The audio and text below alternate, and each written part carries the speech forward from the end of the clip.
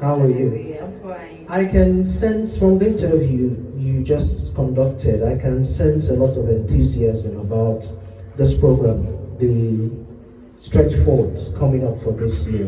What do you think? Do you get that perception from the people you've spoken with? Well, actually, I have, and most of them are the people that have attended the church before. They have related with the pastor one-on-one and the wife. So, talking with them, I've got to know that they have a lot of expectations. Sometimes you're going to a place, you don't just go just like that, but then you have expectations. There's something you have in your mind that's okay. Maybe somebody must have told you that when you come here, this is what you are going to get. Find, yes. So when you get to that place and you are able to see exactly what the person told you about, that's what keeps you there. But had it been they came what they were told, they went to that place, or they came here and they couldn't get it, I doubt if they would have come back. So the number of people I've chatted with about the stretch forwards, they have expectations. Before they came, they had expectations. That's right. So when they came, the things they expected, let me say, their expectations were met. That's good. So they kept coming. And now they've known about a stretch forward, the program titled the stretch forward. And from what I've been able to tell them about my last year experience, let me say the previous ones, they have expectations. And definitely one of them told me that he was going to invite somebody.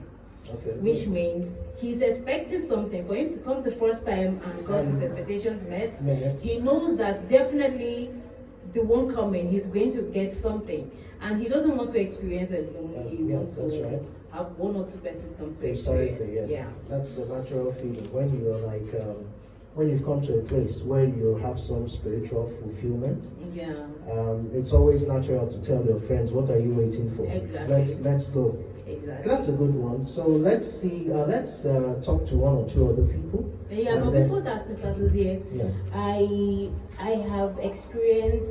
Let me say, I have my experience with the pastor and the wife. I've come close to them. I've got to know that this kind of people that are really interested in meeting people's needs, and most importantly, the less privileged. So that's my own experience with them and my relationship with them. That is what I've noticed. So do you have any other, apart from this, do you have any other experience about them or what you think about them when it comes to relating with humanity and stuff like that? To be honest, that's something I was actually going to try and find out from some other people, members of the church, because I noticed a defining line. Everybody seems to think that they are like the most wonderful people. Yeah. And you can see the attachment a lot of people have to the church and to the activities of the church have to do with how the lead pastor and his wife made them feel when they came the first time. I think somebody you interviewed said something about feeling so much a part of them, and him saying that he always felt like the pastor was speaking directly to him. Yes. So that speaks to good communication.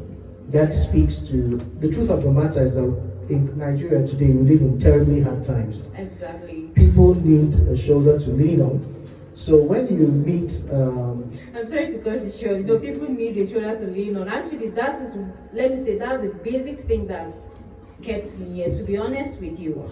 Sometimes you need a family out of your family. Precisely. And so when you get to a place and you find something like that, that keeps you there. Exactly. And they are good at that, the wife and exactly. And also, let's just be frank about it. This is a quality that is fast disappearing from our churches. The truth of the matter is that a lot of other churches are being run like more like business enterprises. Exactly. Where there's a lot of focus on the material and the financial and what have you. And maybe attention comes to you when you're like up there or one of the bourgeois or the fat cats in the society. But in their case, I have noticed that a lot of people, regular people have said the same thing, that feeling of caring or being worried about how they get by and what they're doing with themselves and what have you. So I think that's very commendable, actually. Yes, and I also have an experience of that. This is the first place I've ever been to that a pastor will try to find out if you have a TFE. transport fares for you to go back. Do you understand? Exactly. So it's really, really welcoming and it's very encouraging. It's like pampering you to come closer to God to experience Exactly. it. And it's a very wonderful experience. Okay, great. So maybe we'll talk to some other people about the stretch forth for this year and see what their views are. What do you think? It's all right. It's okay. All right then. It's all right.